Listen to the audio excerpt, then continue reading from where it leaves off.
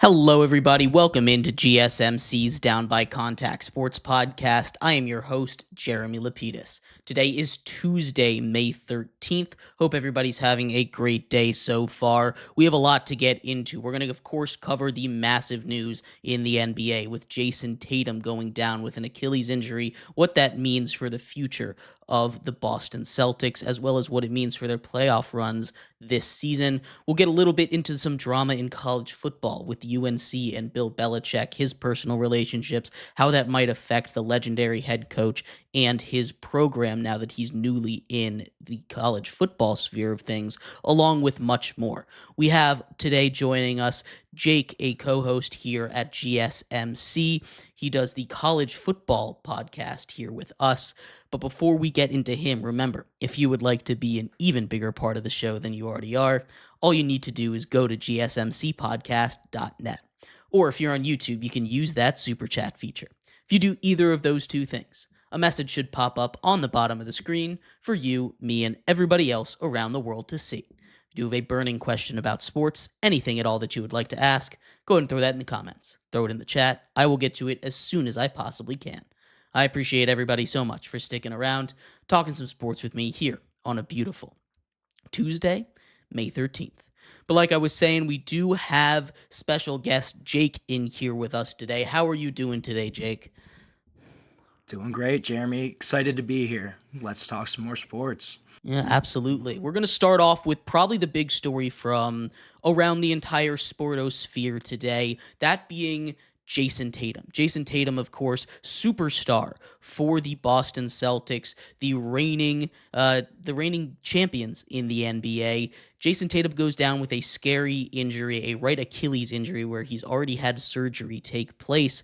This is going to affect the Celtics not just in the short term, down 3-1 in a series without your superstar that was putting in a tremendous game, but also in the long term. We don't know how he's going to come back from this. He's going to miss all of next season, potentially a playoff run next season if the Celtics were to make it that far.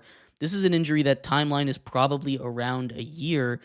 What does it look like for the Celtics without Jayson Tatum the rest of the way, and more on down the line for the Celtics, you think?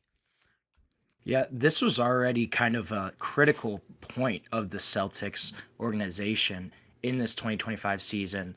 Um, Going into next year, if they keep this entire roster together, this is going to be a team that's going to cost them almost $500 million in terms of salary, luxury tax. So this was already kind of a crucial juncture for the Celtics before the Tatum injury.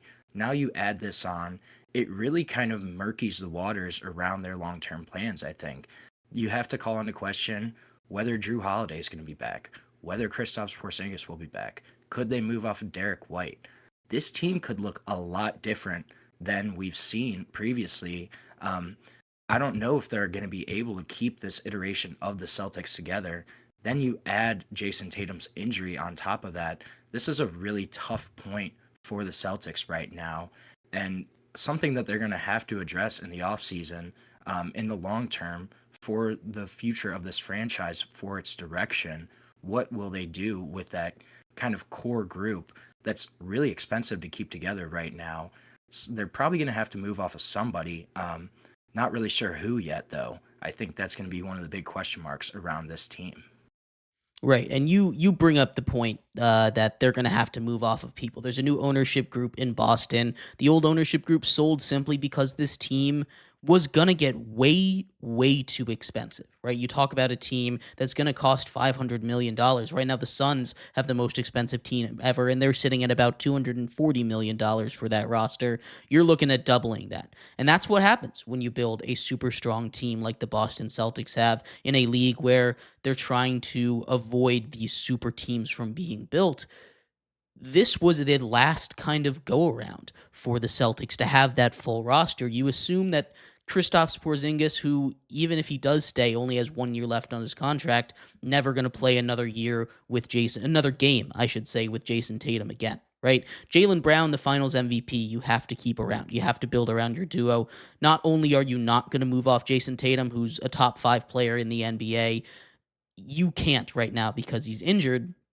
So that leaves a couple of expendable pieces for the Celtics as we move on into the future here. You're looking at, of course, Derek White is someone that is kind of on the fringe. Al Hortford's a little bit older. His contract runs out. Not sure how or if they're going to be able to keep him. We brought up Kristaps. Drew Holiday is another name that I think is really interesting that could be traded again. He, of course, came here over from the Bucks, a Bucks team that won a championship with him. He's getting a little bit older. There's a couple more expendable pieces over there when it comes to trade pieces for Boston, but it's going to be real tough for Boston. That's not to say that they're going to be a bad team going forward, because they're still going to have probably the best or one of the best duos in all of the NBA with Jaylen Brown and Jayson Tatum. But you also don't know how Jayson Tatum's going to come back from an Achilles injury. An Achilles injury can be lethal for athletes, right? Obviously, it's no longer a death sentence like it used to be in the 1980s and the 70s and even a little bit into the 90s. But this is one where athletes don't generally come back the same. Damian Lillard suffered this injury earlier on, and I'm not sure he's ever really going to play a meaningful game of basketball ever again. His game at his age, I don't know if he'll really be able to recover fully. But Jayson Tatum, I still think has a little bit left in the tank. I've seen people call doomsday scenarios saying that Jayson Tatum will never be the same again. He's never going to get back to the peak of scoring 42 in a must-win playoff game on the road. What do you think his future looks like, Jayson Tatum in specific, away from the Celtics? Yeah, I don't know if I completely agree with the idea that he's never going to come back at the same type or quality of player that he has been. This is a guy that at his peak, and he really kind of seemed like he was starting to hit that peak this year. This is a guy that's a top 10 player in the NBA. And I think his youth will also be a factor here. It's not like he's Damian Lillard. He's not 37 years old. He's mid 20s. He's still in his athletic prime of his career. Um, I think this is obviously a completely debilitating injury, right? Achilles is a brutal injury to go through. And yes, if he does come back next year around playoff time, he probably won't look the same, right? But that's not to say in 2026, 7 down the line, he will not eventually get back to that level. I would lean more on his youth, his work ethic, his ability to kind of get back to that level. Maybe not the first year he comes back, maybe not in the first couple months he comes back, right? But I think further down the line, this is a guy that can get back up to that level where he is scoring 40 in a playoff game again. Maybe his game looks a little different. Maybe he focuses more on fundamentals, technique, that kind of stuff, compared to leaning on athleticism. But this is a guy that never really fully was leaning into as athleticism as a player. He's always been a skill based guy. And this is a dude that I think can come back from this injury. Might not be right away, but I think in 2-3 years, we could definitely see the same kind of Jayson Tatum again. Yeah, for sure. You definitely could see that kind of Jayson Tatum again, but bringing it a little more to the current state of the Celtics. Down 3-1 against the Knicks here, a Knicks team that has come down from 20 points now 3 times this series. What do they have? Do they have a shot here? They're obviously their backs against the wall. 3-1 don't happen that much. Comebacks like that without your star player. Can we see Jaylen Brown step up? Can we see the rest of this stacked roster, especially a guy like Kristaps Porzingis, who has not had a good series at all? I know he's battling through injuries. Do the Celtics turn it in? Is it Knicks in 5 now? Do we see a chance of the Celtics in 7 here at all? Well, I think when you see injuries like this too, they can go one of two ways, right? The team can be completely deflated and just kind of toss the towel and say, we're giving up.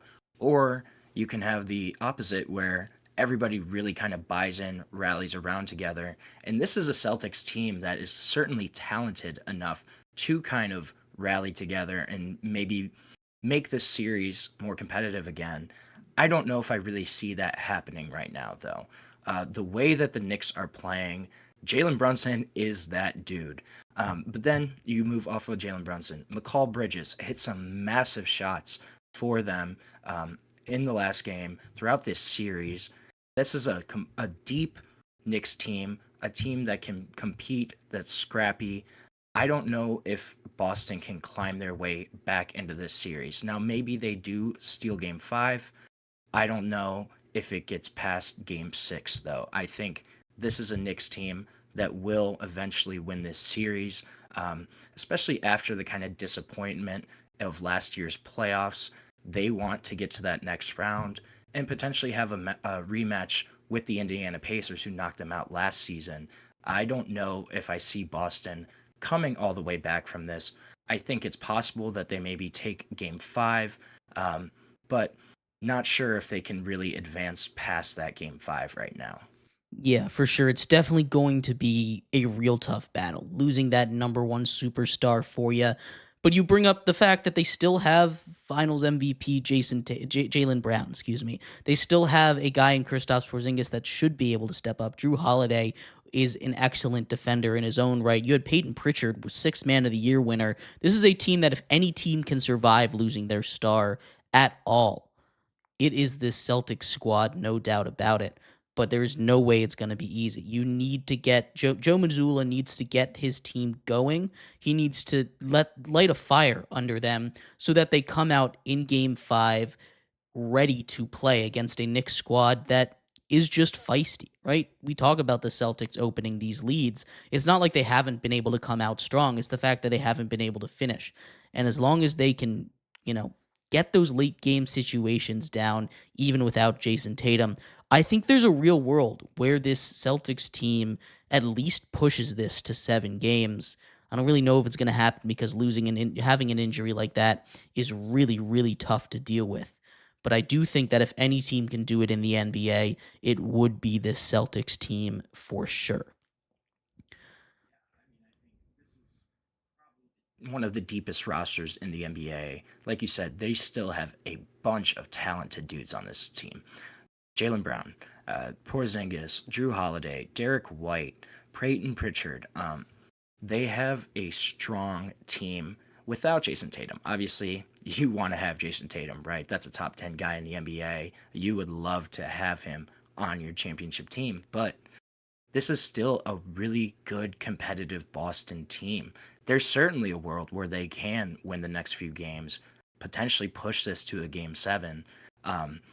It's just, will they kind of come out with that fire in game 5, or are they going to kind of be deflated and, really down in the dumps after this injury to Jayson Tatum, their superstar, their main go-to guy?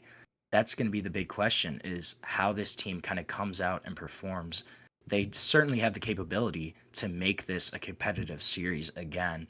I agree. I think of the teams in the NBA, Boston is probably primed the best for dealing with this type of injury to their superstar, to be able to bounce back, win a few games. That's certainly in the realm of possibilities. It's just going to be, do they actually come out with some fire in game 5, or is this going to be a Knicks team that shuts them down in that game to win this series and move on? Only one way to find out. Game 5 takes place a couple days from now. That is going to be a massive game to watch. We're going to take a quick break. When we come back, we turn our attention over to the NBA Draft Lottery. The Draft Lottery, of course, finished up last night. The big surprise, a 1.8% chance, Dallas Mavericks with the first overall pick. But there's a couple of other nuggets in there with the 2 and 3 pick and what might go on and what is a really deep draft class this year. We'll break all of that down coming up next here on GSMC's Down by Contact Sports Podcast. I feel like I'm losing my mind. Is everybody in the world blind? Please, Lord, give me a sign, a sign. I feel like I'm losing my mind. Is everybody in the world blind? Please, Lord, give me a sign, a sign. I wanna be the greatest. Everybody on the fake shit. I look around and feel like everybody is the fakest. I make this every day and I'm impatient, hoping one day I blow up from the basement. Statement, the top is so vacant. I don't need your shit that I think is amazing. Waiting for my day when I'm playing sold out shows for 1,000 faces. Hey, give me that crown, get in my way and to be put down. It ain't your place, all this my town. If I want that shit, then I'll get it right now. I'm losing it, the noose it fits, some losing shit, a stupid myth. You choose to live or choose to dip, you choose to fight or lose your grip and lose a gift. Oh, I feel like I'm losing my mind. Is everybody in the world blind? Please, Lord, give me a sign, a sign. I feel like I'm losing my mind. Is everybody in the world blind?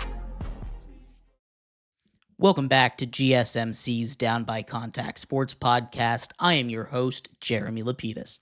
Today is Tuesday, May 13th, if you were just tuning in. We just finished going over everything you need to know about the Celtics, Jayson Tatum, and how his Achilles injury might affect them into the future. In this segment, we continue our basketball coverage with the big news from yesterday, the NBA draft lottery. The Dallas Mavericks get number 1, Spurs number 2, 76ers number 3.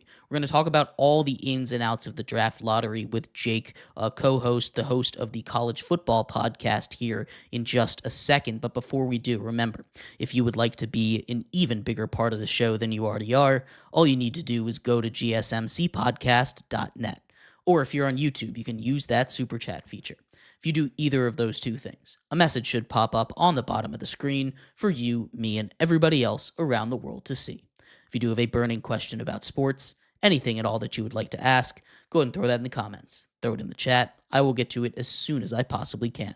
I appreciate everybody so much for sticking around, talking some sports with us here on a beautiful Tuesday, May 13th.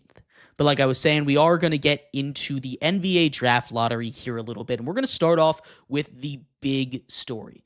The Mavericks, number 1 overall pick. They've already come out, a report from Tim McMahon today, saying that they're going to take Cooper Flag. There was a lot of discussion about whether or not they were going to use that pick in a trade package for a guy like Giannis, or they were going to hold tight and pick Cooper Flag. There's still a lot of speculation about what this Mavs roster will look like with Cooper Flag. Do you think holding on to this pick is the right choice for the Mavs? What do you think they should do, if not? No, I think it's certainly the right choice for them, especially when you consider the Luka Doncic blockbuster that happened just a few months ago. This organization desperately needs a young face of the franchise type player. Yes, you have Anthony Davis. Yes, you have Kyrie Irving. But both those guys in their 30s, injury-plagued players, you get the guy in Cooper Flag, who has been one of the best probably American prospects since Zion Williamson, one of the best college basketball prospects in recent memory. This kid is a winner. I think you take him, no brainer for the Mavericks. I know there has been kind of speculation about would they trade this pick. I think though, for both the short and the long term kind of future of Dallas, this makes the most sense, right? Cooper Flag, the way he kind of plays the game, he's a winning basketball player. He contributes in a lot of different areas. And at the minimum, he's going to come in and give Dallas a super high floor player that they can slot right in next to Anthony Davis in the front court. A guy, though, in the long term, too, you look at him at what he could potentially be. Could he be an all-star type of player? Yes, I think that's certainly possible. So you extend that window from now 2 to 3 years to where Cooper Flag's there, you potentially have 5-10 more years of competing in the West. I think that's the right move. And I honestly think this was kind of a bailout card for Nico Harrison, who was really kind of on the hot seat after that trade. But you keep that pick, you get Cooper Flag, you put him with Anthony Davis, with Kyrie Irving. That's suddenly a team that looks much scarier in Dallas. And then in the future, this is a good move for them long-term as well. Cooper Flag can eventually transition to that face of the franchise type player for them if everything goes well in his development, in his progression as a player. I think it just makes the most sense. And I think it's the right long-term move. Yes, you could trade that pick to get a guy like Giannis Antetokounmpo, but that's probably going to keep you around the same window of this current Mavs team right now. if you add Cooper Flagg, it extends that lifeline for them. And I think it just makes the most sense for Dallas, for that franchise moving forward. Yeah, for sure. You bring up the key words that I was waiting for someone to say.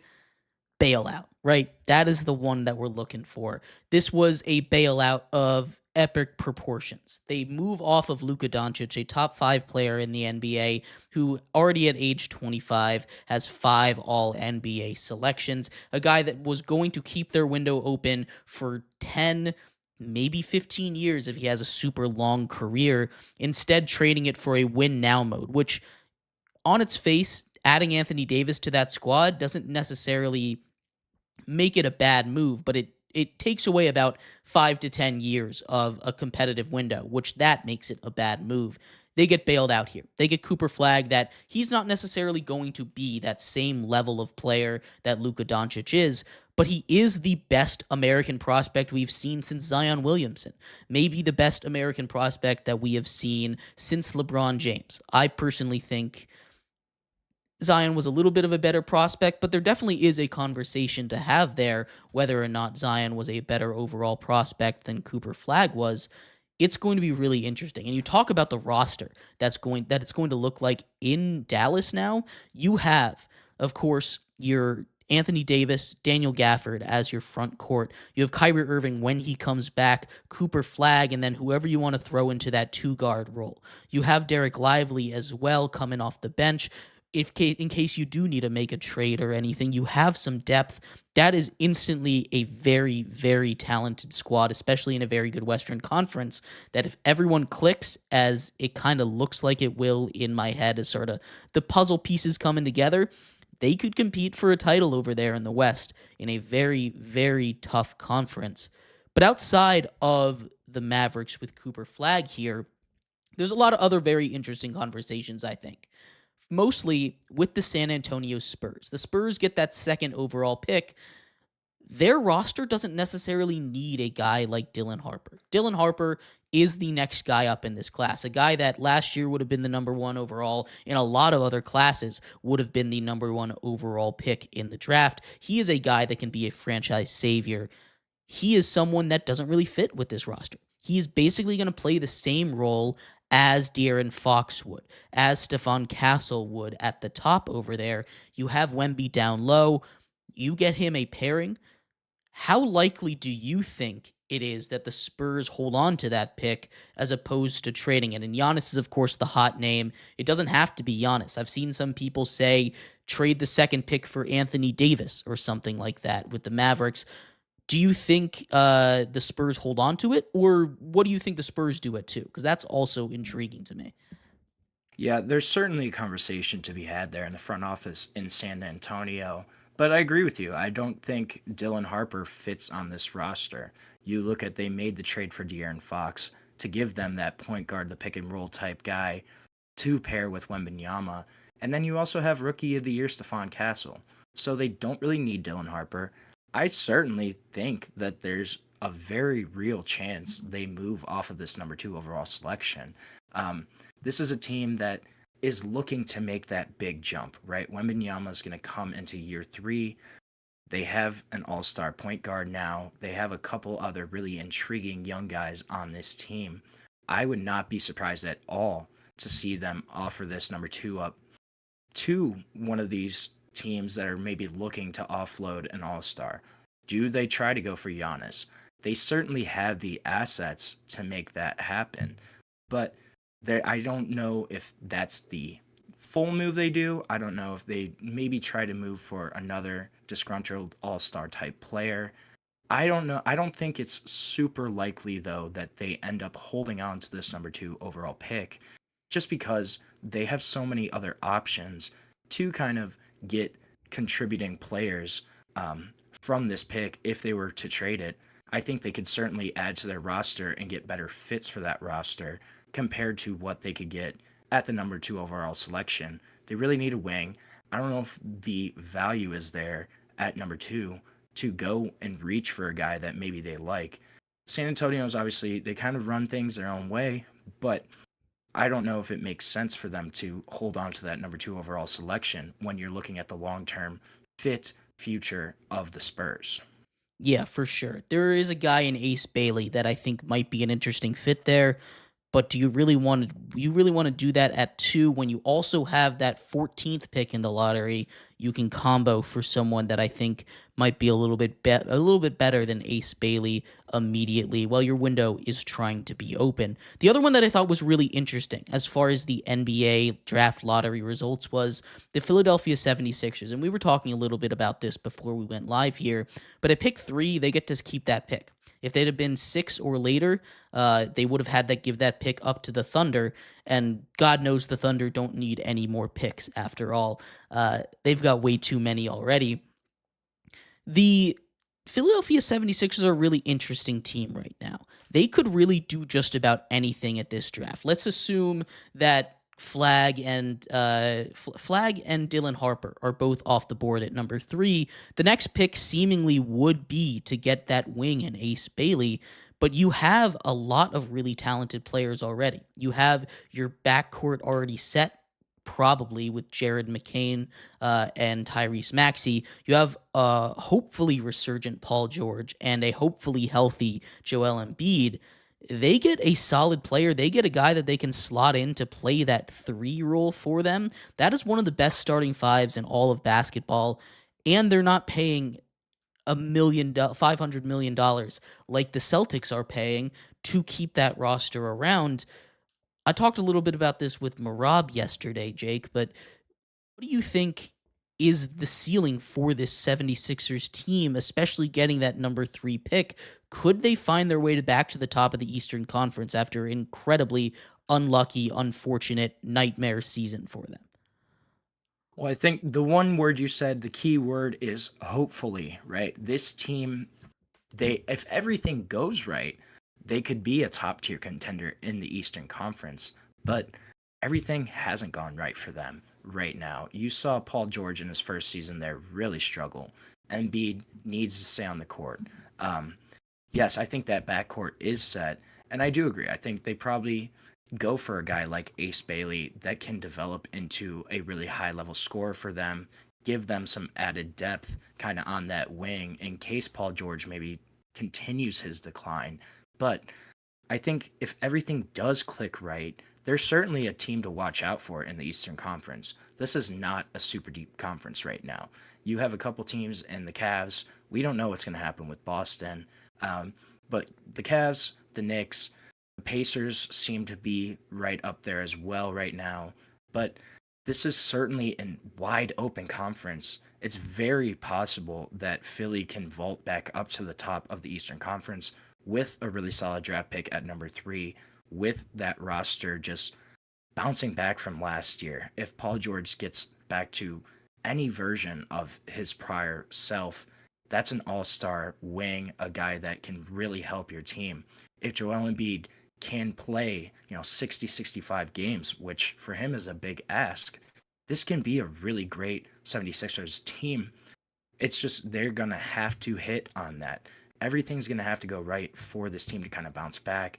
But when you look at the talent, when you look at the on-paper roster of the 76ers, especially if, say, they do add a guy like Ace Bailey in the draft, that's a really dangerous team in the Eastern Conference, a team that can certainly compete to go to the finals, to win the East. I think that's very much their ceiling. We'll see if they can get there, though. They certainly did not look anything like their prior versions in 2024. They're going to need to bounce back. They're going to need Paul George, Embiid to step back up. Even if you do get a really high-level rookie, it can't all be on that rookie, right? You got to have your stars step up and push the Sixers team back up into the top of the Eastern Conference. Yeah, for sure. And the last thing that I wanted to touch on a little bit here in this draft is just the way that they do this lottery system at all. That's kind of come into fire of this, not that every year people are going to say that this is rigged. Every year people are going to say it's rigged. And you know what? This year might have a little bit more legs than some other years. But regardless of whether or not it is rigged, you have the 4 worst teams in the NBA picking 4, 5, 6, and 7. You have a team that just, if they had been healthy all season long, probably would have made the playoffs, a team in the Mavericks with the number 1 overall pick who just made the NBA Finals last season. This isn't necessarily going to help the product of the NBA.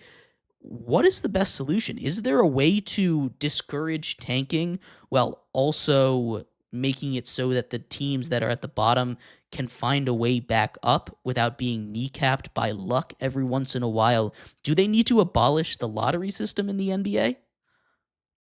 I don't think so. I think they need to keep the lottery system. When you look at the actual goal of what the lottery kind of is trying to do in the NBA, this season is a great example of that goal being achieved, where you did have your bottom teams, they're all kind of picking lower than they expected. And you had teams that were right on the cusp of the playoffs. They're picking 1, 3. The Spurs were a decent team until Wembanyama got shut down too. So the kind of whole concept of the lottery was to prevent tanking, was to kind of limit that, trust the process, 76ers type vibe. And when you kind of pair that with everything, I don't know if you get rid of the lottery system. Could there be ways to tweak it? I'm sure. There's always kind of ways to adjust it. You maybe adjust the odds of, if there's a team with a worse record, maybe you increase their odds of getting the first overall pick a little bit more. But to get rid of it completely, I don't know if that would be the right solution. You already see a lot of teams, franchises trying to tank in the NBA. And I think if you got rid of the lottery system, that would probably just encourage more teams to kind of adopt that tactic to try to get a top overall selection. So I don't know if getting rid of the lottery system is the answer. Could there certainly be tweaks? Yes, for sure. But I don't know if getting rid of it is the long-term solution there for the NBA. Yeah, and it's not necessarily the solution. I think you're kind of hit the nail right on the head with what they need to do. They need to adjust it a little bit because you've seen teams like the Hornets be basement dwellers basically their entire existence, right? You've seen teams like the Wizards who have had blips of success be basement dwellers basically their entire existence. The Pelicans, blips of success, you get it. You can go further and down the line forever. These teams that have been down there forever, maybe you do something along the lines of the more times you're in the bottom 3, you have a higher chance of getting it as opposed to just resetting the odds every year. There's no one clear solution, but I do think that the lottery needs to change a little bit. I think there needs to be some kind of reform, whether that be abolishing it completely, which I don't necessarily think would cause that much because tanking's going to happen regardless, right? Tanking's always going to happen. It's kind of been blown out of proportion in the NBA because of how much one guy can change the fate of your franchise, which is why I think the NBA does need to keep the lottery. But there definitely could be a better way for it to function. Maybe we just get to see the balls drawn live, even if it's not great television. Maybe we get a camera in there so we can see as opposed to it being all done in private. So we can stop with all of these, it's rigged. Nico Harrison gets his job saved for giving the Lakers a new breath of life so the league can have ratings over there. It's all luck. But regardless of that, we're going to take a quick break. When we come back, we turn our attention to college football. There's been a lot of stuff going on. The spring transfer portal window still basically closed at this point, yeah. But we're going to focus a little bit on UNC. That's kind of been the big story with Bill Belichick, his personal life, his girlfriend causing some issues, and how that might affect him as he starts a new tenure over there in the world of college football. We'll be right back here on GSMC's Down by Contact Sports Podcast. Looking for your daily fix of sports talk without having to pay for it? GSMC Sports Network is available on YouTube. Just search GSMC Sports Network. Get your fix of daily sports talk shows on YouTube, absolutely free. NFL, college football, NBA, MLB, MMA, UFC, fantasy football, and so much more. GSMC Sports Network has shows running all day long, with new sports shows starting every 2 hours. Just like on your favorite cable sports channel, except GSMC Sports Network is absolutely free. Just search GSMC Sports Network on YouTube to catch one of your new favorite shows, like the GSMC College Football Podcast, Chip Shot Football Podcast, Hoops and Heels Women's Sports Podcast, GSMC Basketball Podcast, and so many more. Check it out for yourself. GSMC Sports Network, now available on YouTube absolutely free. Search GSMC Sports Network on YouTube right now.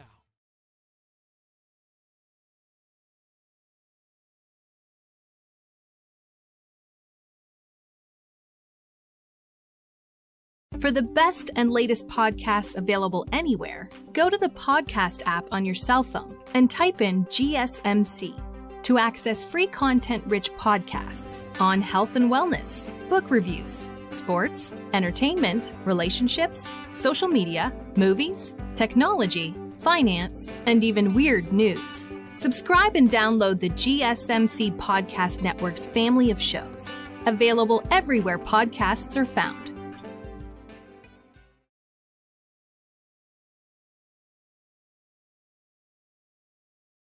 Welcome back to GSMC's Down by Contact Sports Podcast. I'm your host, Jeremy Lapidus.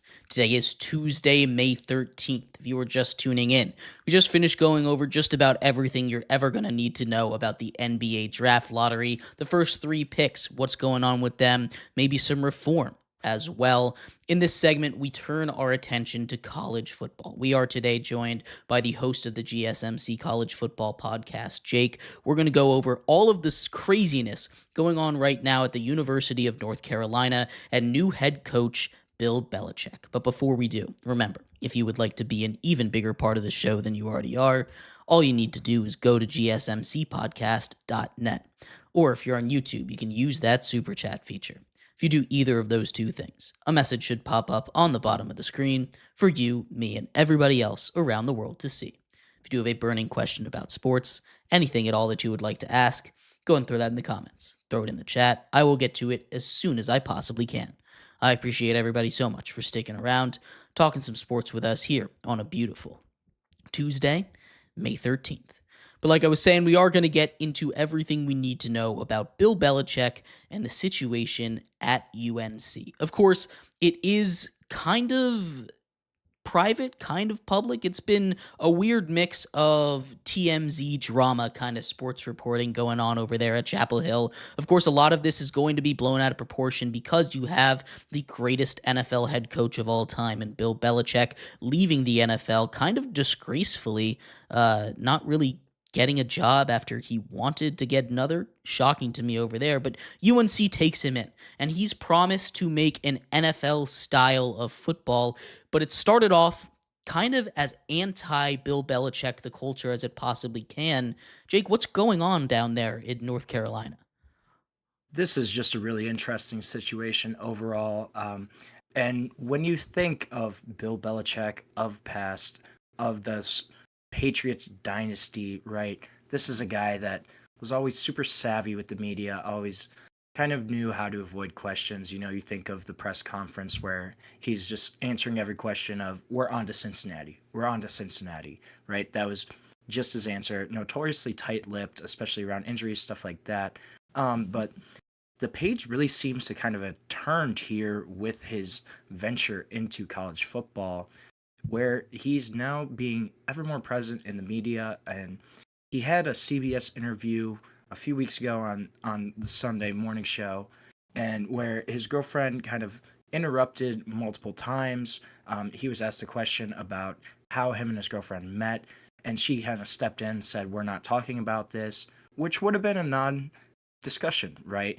If he had answered that question, normally said, oh, we met on a plane ride in 2021, which was already kind of public knowledge. This had been announced already. That was how they started their relationship. That's how they met. But she steps in, kind of says, we're not going to talk about this. It goes from a non-story to something that's much more interesting. And if you look at her role around North Carolina, there were emails that were leaked where he said that she needed to be CC'd on all future emails regarding pretty much all football operations at North Carolina, kind of has taken over almost as a PR manager type for Bill Belichick. And then you go to this today where Belichick sits down with SportsCenter on ESPN and basically says that Jordan Hudson has no role whatsoever in the North Carolina football program. Kind of seems like that's not really the case. They were also supposed to have Hard Knocks come and film them this year, document their season, the annual HBO series. They hadn't found an NFL team. They were supposed to go to Chapel Hill. That all kind of just fell apart. And it was rumored that Jordan Hudson was a big part of why that deal completely fell apart.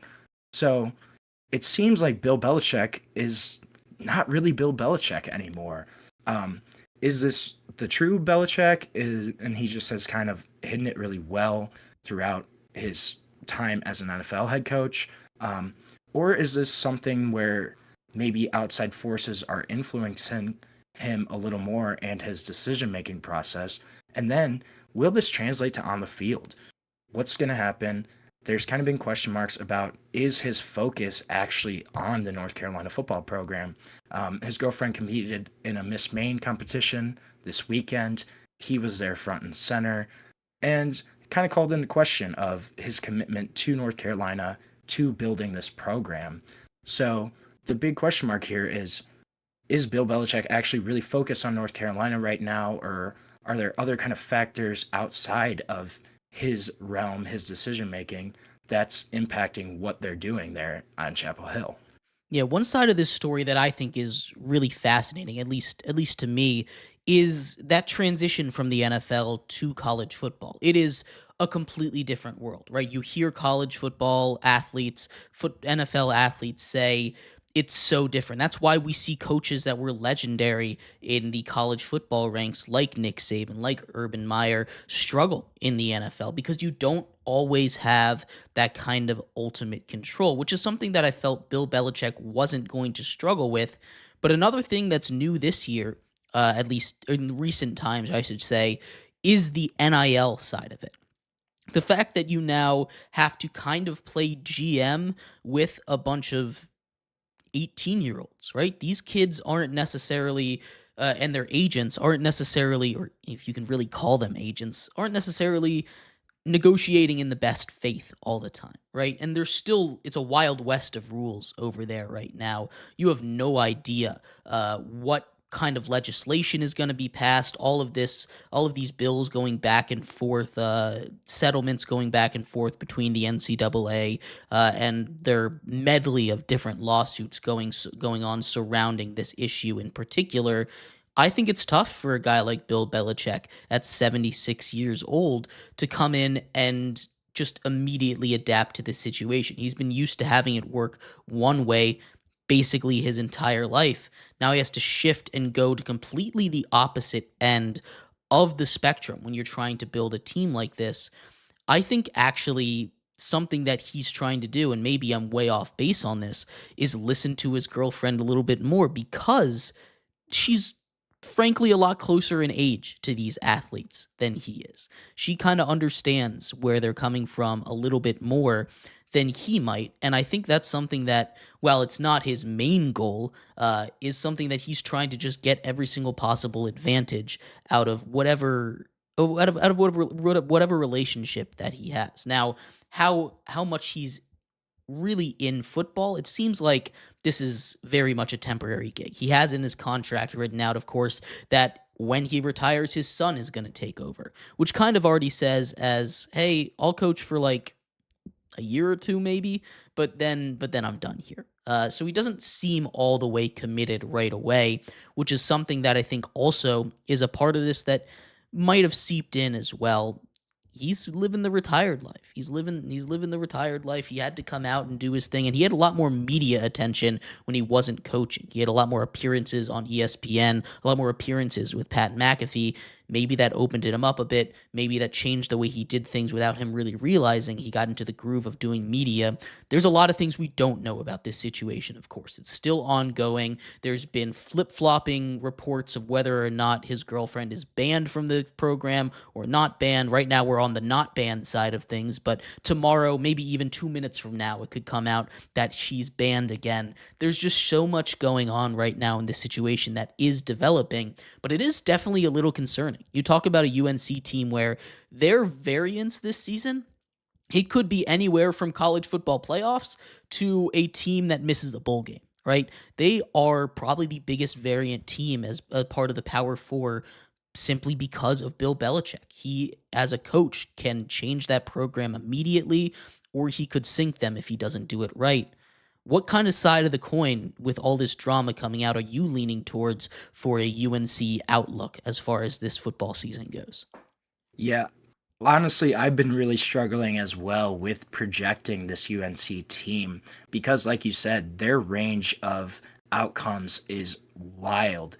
It's can go anywhere from them being a 5-win team to, potentially competing in the ACC. I don't know if they will be competing right away necessarily. I think this is certainly a team that could go 7-5, 8-4. I think 8-4 is probably realistic for them. We also look at the roster here. This is a roster very much in transition. Just in the spring portal, they lost 18 guys, brought in 16 guys. Did bring in a big-time quarterback in South Alabama quarterback Gio Lopez, who's going to take over as the starter there, a guy that was super impressive for South Alabama, but transitioning to the ACC, will he be able to keep up that production? That's going to be a big question mark. But this is a roster that has holes everywhere pretty much.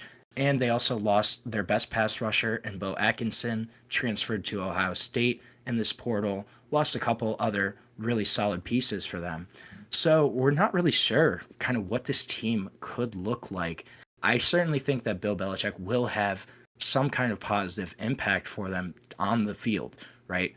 You're talking about a guy that's arguably the greatest head coach in NFL history in terms of just what he brought to the table. Just that experience, that level of expertise will give UNC a much needed boost at the minimum. Will that big jump occur this year? Could a big jump potentially occur next year? But it's also very possible that Belichick flames out at the college level. Like you said, this is a guy that was entrenched in the pro game. He hasn't been a college coach, I don't know if ever. I got to double check that. But if he was, it was 50 years ago. This is a guy that is going to have to adjust to that college level. Will he be able to kind of talk to 18 to 22-year-olds on their level compared to when he's coaching grown men in the NFL? That's going to be a big challenge for him. So I think this is a roster that we're not sure kind of how they're going to look.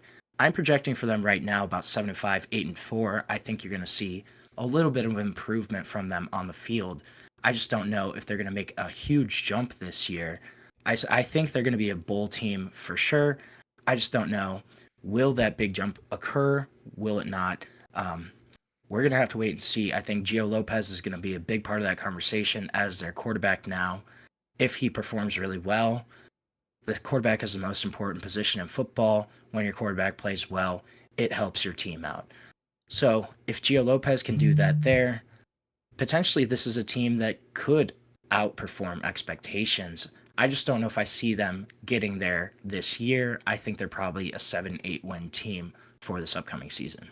Yeah, that is the big question. Quarterback, Gio Lopez is a guy I like. I've watched a lot of Sun Belt games graduating from James Madison, so we're familiar here a little bit with his game, and he's someone that could step up and play really good football, right? Again, it all comes down to the combination of quarterback and coaching. UNC lost a lot of talent, but Bill Belichick brought a lot in. I think you're right that the ceiling for this team, while it is super high, they're probably not going to hit there. And it's not necessarily because of the drama. It's because this team, any team that completely overhauls generally needs at least 1 year to at least 1 year to start over, at least 1 year to figure out its identity a bit and, change what it's doing to be successful. So next year, I think, is the big year for UNC, but it has to start off at least a little positive. Otherwise, I think this Bill Belichick experiment is going to end a lot sooner than a lot of people think when it comes to UNC and really his entire role in college football. But we're going to move on. So thank you, everybody, so much for tuning in to this segment here. Jake, thank you so much for joining us today. Go check him out, College Football Podcast here on GSMC. He's live every day just like me. Go check him out. Lots of stuff. It's never a dull day in college football, ever. But thank you for joining me. We'll be right back here on GSMC's Down by Contact Sports Podcast, talking about Trey Hendrickson and what's going on with him and the Cincinnati Bengals. We'll see you then.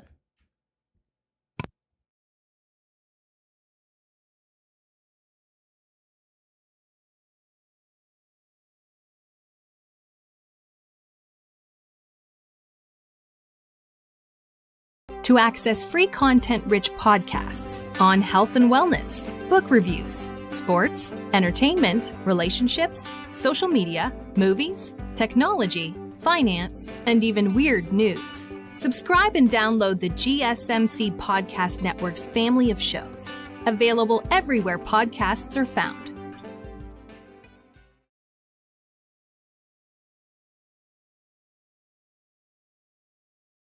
Looking for your daily fix of sports talk without having to pay for it?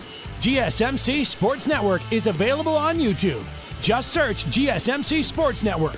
Get your fix of daily sports talk shows on YouTube, absolutely free. NFL, college football, NBA, MLB, MMA, UFC, fantasy football, and so much more.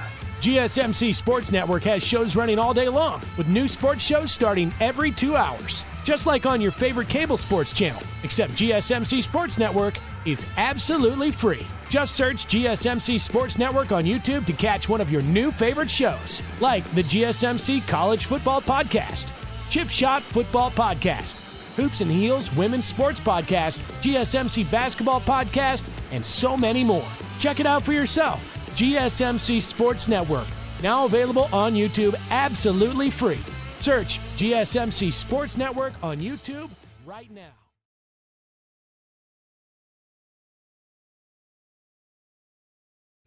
Welcome back to GSMC's Down by Contact Sports Podcast. I'm your host, Jeremy Lapidus. Today is Tuesday, May 13th. If you were just tuning in, you missed all of it with Jake, the host of the GSMC College Football Podcast. Go check it out. We talked a little bit about UNC. We talked a lot about basketball. In this segment, we turn our attention to the NFL. One of the big stories currently developing right now is what's going on with Trey Hendrickson. Trey Hendrickson, of course, the NFL sack leader from last season, a runner-up in Defensive Player of the Year to Pat Surtain. He had an amazing season and is now looking to cash in. The Bengals, of course, notoriously a little bit of a cheap franchise, not necessarily the biggest fans of paying all of this money to all of these guys. They, of course, extended T. Higgins and Jamar Chase on the same day, same agent, basically the same deal, just a little bit more money on top for Jamar Chase. Those two guys are set for the long term, but then now they need to go and address the defense. The defense, of course, being a massive, massive concern. We did see Trey Hendrickson show up to Bengals minicamp today. Did not dress. He showed up. He talked to the media. He had his media availability. The big quote coming out of that is he said he's not going to apologize for the going rate of defensive ends right now. Now, that might imply to some people that he's trying to get that top of market rate, that Myles Garrett, Max Crosby kind of money, which he could be, and you wouldn't be mistaken for trying to reset the market if you were him or his agent, but you also have to look at reality. Trey Hendrickson, while he is an incredible football player, he is not Myles Garrett. He is not TJ Watt. He is not Max Crosby. He is not all of these guys that are making these massive, massive amounts of money at his position. He is up there with them, but he is a tier below these elite guys. he feasted on some bad offensive line play last year, which is fine. Sack numbers, you go get your bag, right? I am always in support of a player getting paid. There is not a single time where you will find me saying players should not get paid because the owners have more money than them and they can afford it, right? Spread the wealth, even if it's just a little bit. But Trey Hendrickson has found himself in a very interesting position because he has shown that he wants to play for the Cincinnati Bengals. He has now asked multiple years in a row for a trade and has kind of rescinded it, walked back a little bit. He seemingly is very committed to getting a role, getting a contract in Cincinnati, which is a good sign that these players want to stay in Cincinnati, that T. Higgins wants to stay in Cincinnati, that Trey Hendrickson, that Jamar Chase, that Joe Burrow all want to stay in Cincinnati. But the bad part is, now if you're the owners, you've got to pay them. And the Cincinnati Bengals, not necessarily the greatest at paying their players. It's causing a lot of issues. They're having trouble paying their rookies. Shamar Stewart was holding out for a little while. That's normal policy for these guys trying to get their contracts figured out. This is just a mess because the Bengals last season had MVP level play from Joe Burrow. You look at just his raw stats, he should have won the MVP based on the stats. There's still a lot of other things that I think Josh Allen and Lamar Jackson were ahead of him on, but just based off raw stats, he was well within his rights to be in that conversation for an MVP level guy. Will this translate to next season where the defense was awful? It can't get worse from here unless you let a guy like Trey Hendrickson walk. He's got you by the balls right now, right? You need to pay him the money, and you need to figure this out before the season starts. You're lucky that he hasn't demanded a trade and really pushed all the buttons, but this is someone that definitely needs to get figured out before the season starts, and it doesn't look like they're any closer. They've kind of been in this stalemate where the Bengals, they haven't even talked to Trey Hendrickson, and that is a massive issue to me. If you want your guy to stay with you, if you want your guy to re-sign and spend his career, spend his prime with the Cincinnati Bengals, even if you're not really negotiating in good faith, talk to the guy, talk to his representation, see if you can at least get a conversation started if you're close. How far apart are you in your numbers? Right now, it just seems like they're going to sit down, shut up, and let him figure out what he's going to do. That is not the best way to handle things. I know they've handed out a lot of money on the offense, but they need to focus on defense now. They focused on it in the draft. That was a good draft. They got Shamar Stewart. They went out and they got some really quality defensive players later on in the draft as well.